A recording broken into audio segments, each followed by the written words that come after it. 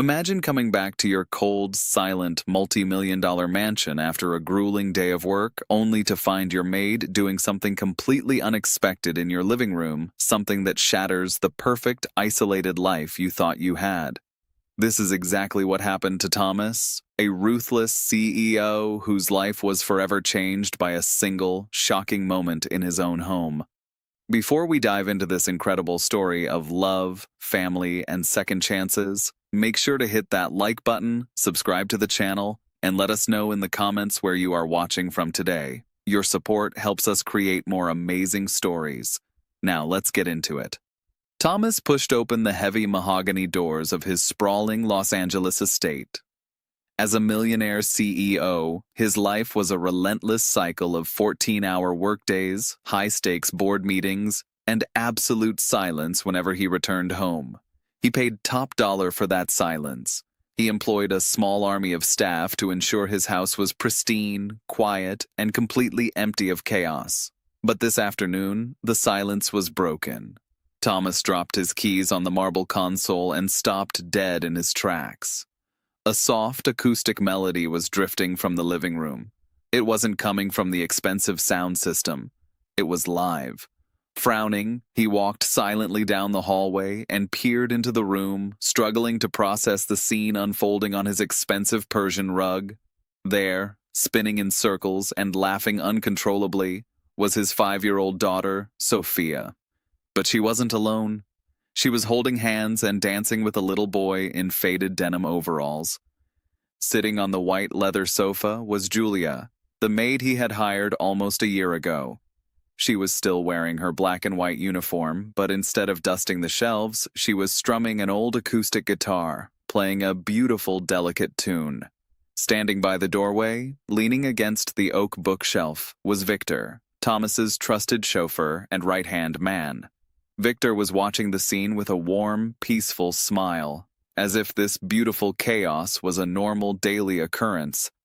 Thomas stood there, frozen. A strange, uncomfortable feeling crept up his chest. No one had even noticed he was home. The vibrant life radiating from this room made him feel like a ghost in his own house. Suddenly, the heavy leather briefcase slipped from his grip. It hit the hardwood floor with a loud, sharp thud. The music stopped instantly. Julia gasped, her eyes widening in sheer panic as she fumbled to mute the guitar strings. Victor quickly straightened his posture. The two children froze in the middle of the rug. Sophia turned around. When she saw him, her face lit up like a Christmas tree.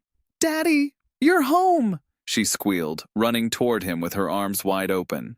Thomas instinctively dropped to one knee, catching his daughter and feeling her small, familiar weight against his chest. But his eyes were fixed on the little boy standing frozen in the center of the room. The boy looked terrified, staring at Thomas as if he had just been caught committing a terrible crime. Julia practically jumped off the sofa. Her face was flushed crimson, and her hands shook violently as she desperately tried to smooth out her uniform. "Mr. Thomas," her voice trembled, barely above a whisper. I didn't expect you home so early. I'm so sorry, I was just—" "Dad," Sophia interrupted, burying her face in Thomas's neck. "David is my friend. He came to play with me today, because I was all alone again." Those two words, alone again, hit Thomas like a physical blow to the stomach. He knew, deep down, that his daughter spent most of her days wandering around this massive Los Angeles estate with only paid staff to keep an eye on her. Ever since Sophia's mother had walked out, leaving nothing but a cold letter stating she wasn't cut out for motherhood, Thomas had buried himself in his work. He worked 14 hours a day, building his corporate empire, convincing himself he was doing it for Sophia's future. But in the process, he had completely abandoned her present. He looked closely at the little boy. David was about 5 years old, exactly Sophia's age. He wore worn-out denim overalls and a simple beige t-shirt, a stark contrast to Sophia's imported designer lace dress. Yet just moments ago, they were dancing together, completely oblivious to the massive gap in their social classes. Julia took a hesitant step forward, her voice trembling. "Sir, please, I can explain. The woman who usually watches David got sick today. I couldn't call out of work because you asked me to deep clean the entire house before your business dinner tomorrow. I promised him he had to stay quiet in the back room. But Sophia heard us. She asked him to play. I'm so sorry. Her voice cracked at the end of her sentence, tears welling up in her bright green eyes. Thomas realized with a sinking heart that she was fully expecting to be fired right there in front of her son. Victor stepped forward with slow, deliberate steps and placed a protective hand on Julia's shoulder. Boss, Julia is an excellent employee. She's never done anything wrong in this house. I guarantee this won't happen again. But Thomas wasn't really listening. His brain was processing a heavy, shameful realization. This woman had worked in his home for almost a year. She cooked his daughter's meals, kept his life organized, and yet, he had never once asked a single question about her personal life.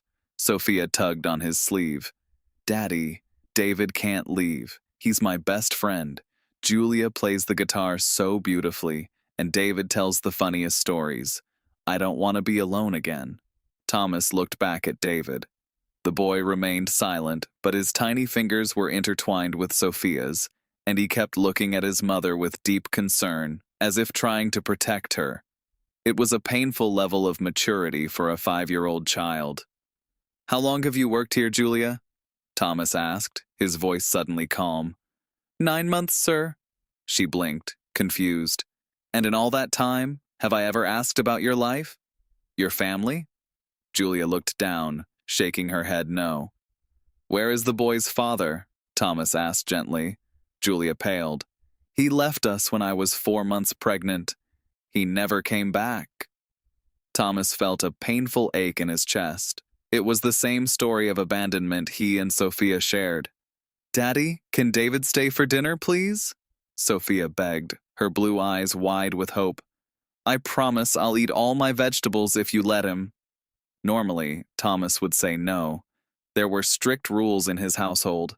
But looking at his daughter's genuine smile, a smile he hadn't seen in months, and seeing the lingering fear in David's eyes, he knew he had to do something different. Julia, how much do you make a month? Thomas asked. She looked at him, terrified. $2,000, sir. Thomas did the math in his head.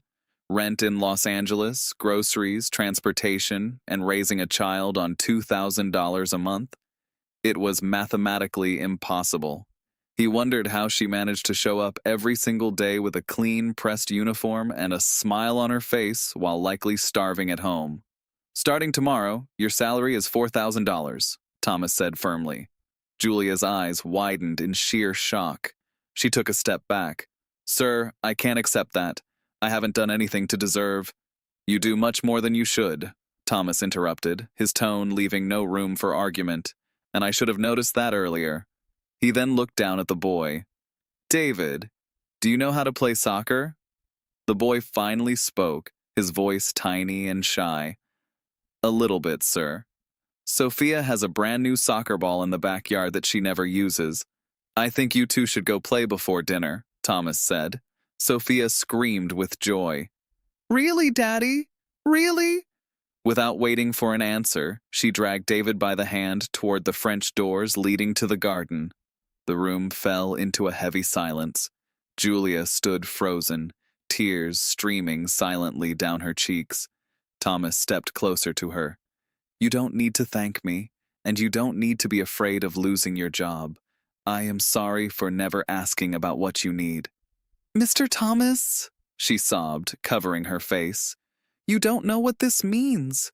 My rent is 2 months late. They were going to evict us. Victor patted her back gently, and Thomas realized his driver probably knew all about her struggles but had kept quiet out of respect for her privacy. Do you have a place to stay tonight? Thomas asked. A small room in a boarding house, but the landlord is raising the rent, she cried. Thomas made a split-second, impulsive decision. There is a guest house at the back of the property. It was used by the old groundskeeper, but it's been empty for 2 years. You and David can move in there, rent-free. Julia shook her head frantically. No, sir, that is too much. It's the least I can do, Thomas insisted softly. Sophia needs the company. David is a good boy. We all win. Victor cleared his throat. Boss, if I may, that's a brilliant idea. I can help them move their things this weekend. Over the following days, the guest house was transformed.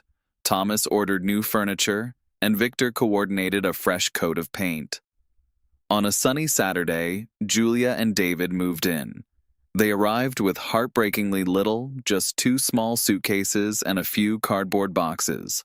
Thomas watched from his office window, reflecting on his own privilege and the bubble of wealth he had lived in, completely blind to the struggles of the people right in front of him. Sophia was euphoric. She spent the entire weekend helping David unpack, showing him every secret corner of the massive estate. Thomas noticed an immediate change in his daughter. She was suddenly talkative, energetic, and fully present. That alone was worth more than every dollar in his bank account. With her commute eliminated, Julia started arriving at the main house earlier and leaving later. Thomas began noticing the small things. She hummed while she worked, her smile was brighter, and there was a lightness to her step.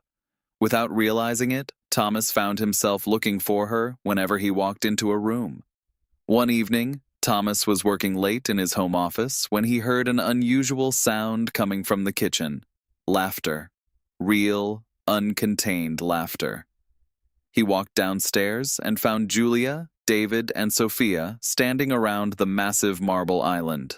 They were covered in flour and chocolate powder, baking a cake. Julia was guiding David's small hands, showing him how to mix the batter. Thomas stood in the doorway, mesmerized by the domestic warmth of the scene. A sharp pang of envy struck his heart. He had never had this. His life was filled with expensive things, but his home had always lacked true warmth. "Daddy, come bake a cake with us," Sophia shouted, spotting him. Thomas hesitated. He had never baked a thing in his life. But Julia looked up, her green eyes shining. "Come on, Mr. Thomas. We have room for one more." Before he knew it, the ruthless CEO had taken off his expensive suit jacket, rolled up the sleeves of his crisp white shirt, and was up to his elbows in cake batter. David shyly taught him how to crack an egg, and Sophia giggled uncontrollably every time he dropped a shell into the bowl. At one point, Thomas reached for the whisk just as Julia did. Their hands brushed. A sudden, electric jolt passed between them. Thomas froze, looking up into Julia's eyes. They stared at each other for a second too long, the air in the kitchen suddenly thick with an unspoken tension before she blushed and looked away. The cake came out lopsided and slightly burnt on the edges, but they ate it anyway, sitting together at the kitchen table. Thomas couldn't remember the last time he felt so alive. "Daddy," Sophia said with a mouthful of chocolate, "can Julia and David eat dinner with us every night?" Thomas looked at Julia, whose cheeks were flushed red. "I think," Thomas said softly, "that would be wonderful." In the weeks that followed, family dinners became a sacred routine. For the first time in years, Thomas started leaving the office early just to make it home in time to sit at the table. He quickly discovered that Julia wasn't just a great cook. She was incredibly smart, fiercely opinionated, and had a wonderful sense of humor. He found himself rushing through board meetings just to hear her voice and see the way her nose crinkled when she laughed. David was opening up too. Without anyone prompting him, the little boy started calling him Uncle Thomas. It melted something deep inside Thomas's chest. The boy possessed a genuine sweetness and a constant, quiet gratitude for everything he was given. Thomas realized he was growing just as attached to David as he was to his own daughter. They were becoming a real family, not just an employer and his staff. One Sunday afternoon, Thomas did something he hadn't done in years. He cleared his schedule and took everyone to a local park. He rented bicycles, bought buckets of popcorn and oversized ice cream cones, and sat on a wooden bench, simply watching Sophia and David chase each other around the playground. Julia sat beside him, the warm California breeze gently blowing her brown hair. They talked about simple things at first, their childhoods, their dreams, their irrational fears. But as the afternoon sun began to set, casting a golden hue over the park, the conversation deepened. Thomas found himself opening up in a way he never had before. He told her about his ex-wife, about the crushing loneliness that followed her departure, and his deep-seated fear of failing as a father. Julia listened without an ounce of judgment. Her presence was a comforting anchor. When she gently placed her hand over his on the wooden bench, a warm shock traveled up his arm. In that quiet moment, Thomas realized he was falling deeply in love with her. It terrified him because it was unplanned and completely out of his control. "Mr. Thomas, can I ask you a question?" Julia asked softly, not pulling her hand away. "Of course," he murmured, his eyes fixed on their touching hands. "Why didn't you ever remarry after Sophia's mother left?" Thomas took a deep breath. "Because I thought I didn't deserve to be happy. I felt like I failed at marriage once, so I'd just fail again. I poured everything into my company so I could give Sophia a perfect life, but I forgot to actually live mine." Julia looked at him, her green eyes full of fierce compassion. "You deserve to be happy, Thomas. You deserve someone who loves you for exactly who you are, not for your money or your status." The way she dropped the "Mr." sent a thrill through him. He turned his hand over, lacing his fingers through hers. "And you, Julia, you deserve to be happy too. You deserve someone who sees how truly incredible you are." She blushed, looking away, but a soft, beautiful smile played on her lips. Months flew by, and the atmosphere in the mansion was unrecognizable. The once silent halls were now filled with the constant echoes of children's footsteps and boisterous, chaotic dinners. Thomas found himself delegating more tasks at work, desperate to spend his evenings surrounded by this unlikely family.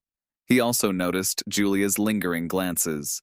She blushed whenever he complimented her, and she always found an excuse to be in the same room as him. He knew she felt the connection, but neither had the courage to cross the line. One warm evening, after the kids were fast asleep, Thomas and Julia sat on the back porch, sharing a bottle of expensive wine. The soft glow of the patio lights illuminated her face, and Thomas couldn't take his eyes off her. "Julia," Thomas said, his voice dropping to a low, serious register, "I need to tell you something." She looked at him, her breath catching in her throat. "You changed my life in a way I never thought possible," he continued, leaning slightly closer. "You brought light back into this house. You made Sophia a truly happy child. You woke me up from a life on autopilot, and I—" He paused, the words feeling massive in his chest. Julia reached out, her fingers gently grazing his jawline. It was a delicate touch that nearly brought him to tears. "I feel it too, Thomas," she whispered. "You changed everything for David and me. But I'm terrified. You are a CEO. I am your maid. People will judge us. They will say terrible things, and I don't want you to regret this." Thomas caught her hand, pressing her palm against his cheek. "I don't care what anyone says, and I don't want you to be my maid, Julia. I want you to be my partner. I want to wake up next to you every single day." Tears spilled over her eyelashes. "Are you sure?" "I've never been more sure of anything in my entire life," he answered. He leaned in slowly, giving her every opportunity to pull away. She didn't. When their lips finally met, it was a soft, lingering kiss, filled with months of unspoken longing and profound respect. It was the truest kiss Thomas had ever experienced. The next morning, they sat the kids down in the living room and explained that they were officially together. Sophia literally jumped off the couch, screaming in delight, claiming she knew it all along. David was quieter. He walked over to Thomas, wrapped his small arms around the man's waist, and squeezed tight. "Thank you for taking care of my mom," the boy whispered. Thomas's heart shattered and rebuilt itself in the same second. He hugged the boy back, realizing David had carried the burden of protecting his mother for far too long. He could finally just be a kid. Even Victor smiled warmly from the doorway, It's about time, boss. The driver chuckled. You picked the best woman in the world. The transition from employer and employee to romantic partners felt incredibly natural, though the outside world wasn't always as forgiving. When Thomas began taking Julia to corporate galas and introducing her to his wealthy circles, the whispers started. There were sideways glances, passive-aggressive comments about their class differences, and cruel rumors that Julia was only after his fortune. But Thomas didn't care. He stood by her side like a fortress, and Julia handled the elite snobs with such grace and intelligence that they were quickly silenced. Sophia and David became absolutely inseparable. Thomas enrolled David in the same prestigious private school as Sophia, and the two children thrived. Watching his daughter flourish with a brother by her side was the greatest gift Thomas could have ever asked for. Exactly 1 year after the day he found them dancing on his rug, Thomas took Julia to an exclusive candle-lit restaurant overlooking the Los Angeles skyline. She looked breathtaking in a simple, elegant emerald dress that matched her eyes. Thomas reached across the table, taking both of her hands in his. Julia, before you, my life was just a balance sheet. You gave me a soul. I want to spend the rest of my life with you. I want to watch David and Sophia grow up together. I want to build a real family with you. He reached into his jacket pocket, pulled out a velvet box, and opened it to reveal a stunning, brilliant-cut diamond ring. Julia, will you marry me? Julia slapped a hand over her mouth, tears instantly streaming down her face. She nodded so vigorously she could barely get the words out. Yes, yes, Thomas, forever, yes.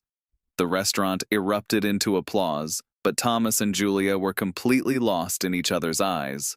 The wedding was intimate, held right in the backyard of the estate, surrounded by thousands of blooming white roses.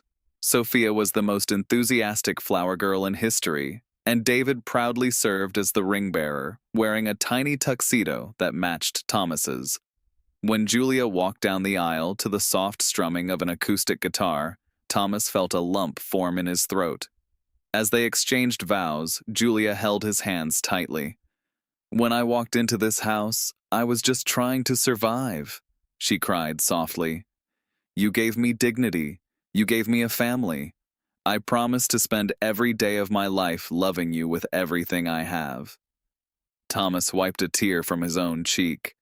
You taught me that true wealth isn't in a bank account. It's right here. I promise to be the husband you deserve and the father our children need for the rest of my days. When they kissed as husband and wife, Thomas knew his life was finally complete. They moved out of the guest house entirely, officially becoming one family under the main roof. With Thomas's unwavering support, Julia quit cleaning and enrolled in university to study business administration, finally chasing the dreams she had abandoned years ago. A few months after the wedding, Thomas stood in a courtroom with Julia and David, legally adopting the boy as his own son. Hearing the judge declare David a permanent part of his family was one of the proudest moments of Thomas's life. He realized that blood meant absolutely nothing compared to the power of showing up for a child every single day. Life was perfect, but it was about to get even better. One evening, Julia pulled Thomas into his study and locked the door. She had a nervous, glowing smile on her face. Thomas, she whispered, handing him a small white stick. I'm pregnant. Thomas stared at the positive test, the air leaving his lungs. A surge of pure, overwhelming euphoria washed over him. He scooped Julia into his arms, spinning her around the room until they were both dizzy and laughing. When they told Sophia and David, the house erupted into joyful chaos. Sophia promised to be the best big sister in the world, and David proudly announced he would teach the baby how to play soccer. 7 months later, after a long and nerve-wracking night at the hospital, Julia gave birth to a beautiful, healthy baby boy. They named him Michael. When Thomas held his newborn son for the first time, looking at his tiny fingers and tuft of dark hair, he wept openly. When Sophia and David came into the hospital room to meet their new brother, the picture was complete. They were a family of 5, bound together by an unbreakable love. However, raising kids always came with challenges. When Sophia was 12, she came home from school in tears, running straight up to her bedroom and slamming the door. Thomas gently knocked and went inside. "What happened, sweetheart?" he asked. Sophia sobbed, her face red and blotchy. "The girls at school. They said Julia isn't my real mom. They said you only married her out of pity, and that David and Michael aren't my real brothers." Thomas felt a spike of protective rage, but he took a deep breath, sitting on the edge of the bed and pulling Sophia into a tight hug. "Sophia, listen to me very carefully," Thomas said, his voice firm but full of love. "DNA does not make a family. Love makes a family. Julia might not have given birth to you, but she loves you like her own daughter. She chooses you every single day. And David and Michael are your brothers because we are a team. We protect each other. That is a bond stronger than any biology." Sophia wiped her eyes, taking comfort in his solid presence. "I love our family, Dad. I don't care what they say." When Julia found out, she went up to Sophia's room and held her tight. "I may not have carried you in my belly, Sophia, but I carry you in my heart. You are my daughter." That moment only cemented their bond, making them stronger than ever. When David turned 13, a ghost from the past threatened their peaceful lives. He walked into the kitchen one afternoon, looking pale and anxious. He sat Thomas and Julia down and slid his phone across the table. "My biological father messaged me," David said quietly. "He found me on social media. He wants to meet."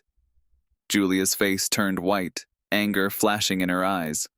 "He abandoned us, David. We starved because of him. You don't have to see him." David looked at Thomas, seeking guidance. "What do you think, Dad?" Thomas's heart clenched at the word Dad. He swallowed his own fear of losing the boy and put a reassuring hand on David's shoulder. "I think the choice is yours, son. Whatever you decide, I'll support you.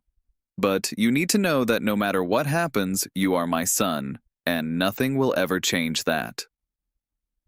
David chose to meet him.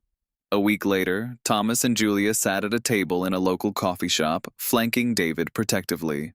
The biological father walked in, looking older and deeply regretful. He sat across from them, tears in his eyes as he looked at David. "You've grown so much," the man whispered. "I'm so sorry. I was young, I was a coward, and I ran away. I've regretted it every day of my life." David sat up straight, possessing a quiet strength that mirrored Thomas's. "I accept your apology," David said calmly. "But you need to understand something. I already have a father." David turned and looked at Thomas. "He stepped up when you ran away. He is my dad." The man looked at Thomas, nodding with a mixture of immense sorrow and deep respect. When they left the coffee shop, David hugged Thomas tightly in the parking lot, and Thomas knew that their bond was truly indestructible. The years began to accelerate. Michael grew into a joyful, energetic boy. Sophia went off to college to study medicine, driven by her desire to care for others. David pursued engineering, inheriting Thomas's analytical mind. Julia, having graduated with top honors, officially joined Thomas's company as the Director of Human Resources. She completely transformed the corporate culture. She implemented fair wages, childcare assistance, and scholarship programs for the employees' children. She forced the company to see the human beings behind the numbers. Thomas watched her lead with awe, deeply ashamed that he hadn't implemented these changes himself, but overwhelmingly proud of the woman she had become. One evening, standing on their balcony, Thomas wrapped his arms around Julia's waist. "Do you remember the day I came home and saw you playing guitar?" Julia leaned into his chest, smiling. "I thought I was going to be fired." "Instead, you fired me," Thomas chuckled. "You fired the cold, ruthless man I used to be, and you taught me how to live. You gave me everything, Julia." They stood in silence, looking out over the life they had built together. When Thomas turned 60, he made the decision to step down as CEO, handing the reins of the empire entirely to Julia. She had proven herself to be a brilliant, compassionate leader, and the company was thriving under her guidance. Thomas wanted to spend his golden years doing exactly what he had missed in his youth, simply being present. The years were kind, filled with travel, laughter, and a house that was never truly empty. Sophia graduated medical school and married a wonderful man in a beautiful ceremony. As Thomas walked her down the aisle, he remembered the tiny girl spinning on the rug, and tears of pure joy blurred his vision. David married shortly after, and soon, Thomas and Julia were promoted to grandparents. Holding his first grandson, Thomas felt the beautiful, endless cycle of life affirming everything he had worked for. Michael, the youngest, went on to study child psychology, dedicating his life to helping underprivileged families, a beautiful tribute to his mother's past. For his 70th birthday, Julia threw Thomas a massive party in the gardens of the estate. Surrounded by his children, grandchildren, and lifelong friends like Victor, Thomas stood up to give a speech. He looked at the crowd, his hair now silver, but his eyes as bright as ever. "I spent the first half of my life chasing wealth," Thomas said, his voice echoing over the quiet lawn. "I thought success was measured in bank accounts and real estate, but I was poor. I was terribly, painfully poor. The greatest day of my life wasn't the day I made my first million. It was the day I came home and found a little boy dancing with my daughter on my rug." He looked over at Julia, who was wiping tears from her smiling face. "Julia, you saved me. You taught me that love is a choice, and it is the only legacy worth leaving behind." The crowd erupted into applause, and Thomas spent the rest of the night dancing with his wife, surrounded by the family they had actively chosen to build. Thomas lived to be 83 years old. When his time finally came, he didn't pass away in a cold, sterile hospital room. He was in his own bed, holding Julia's hand, surrounded by Sophia, David, Michael, and his grandchildren. "I have no regrets," Thomas whispered, his voice incredibly weak but filled with absolute peace. "You were the greatest blessing of my life." "I will love you forever," Julia wept, kissing his knuckles.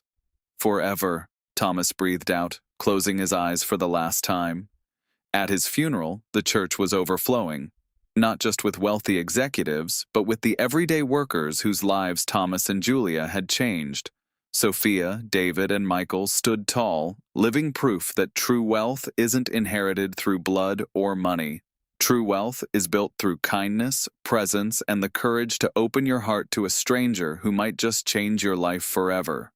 Thank you for watching. If this story touched your heart, please leave a like, subscribe to our channel, and let us know in the comments what your favorite part was. See you in the next video.